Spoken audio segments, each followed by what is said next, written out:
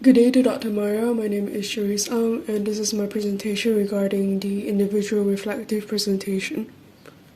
To start off, let's discuss the strengths. So throughout the class, we can see that the lesson was very thought out and planned by the teacher. He took into consideration the varied ways of learning that his students might have. So this can be seen through his use of multiple teaching tools and methods. For instance, he used visual aids for those who might be visual learners and music for those who might be auditory learners. Not only did this make the class more engaging and interesting for the students, but it also translated the lesson very well for them. We can see that through the active participation of the students throughout the entirety of the class.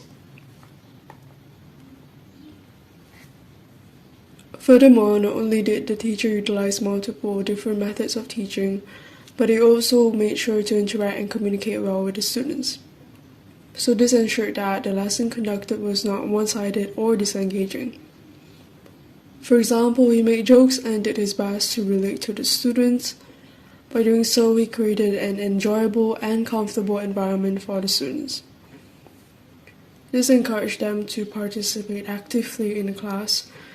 So with their increased learning capacity, the students were able to gain the most from the class. Moving on to the downsides of the lesson conducted. So the first is the lack of thought-provoking elements incorporated. For example, the questions posed by the teacher were straightforward and lacked complexity. The students were able to answer them without putting in much thought. So even though the topic discussed was simple, the teacher could have come up with more stimulating questions and activities.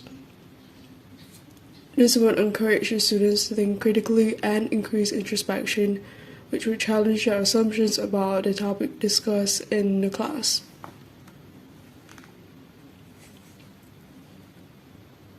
Besides that, we can see that another issue that can be found with the class conducted is that the teacher's instructions for the activity were not entirely clear for the students to understand.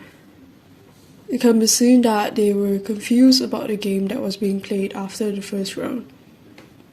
Another thing I believe was an issue was that the teacher did not ensure the students understood the instructions that were given, so he could have followed up with them after giving them the instructions. This would clear up any doubts or questions that the students might have before participating in the activity.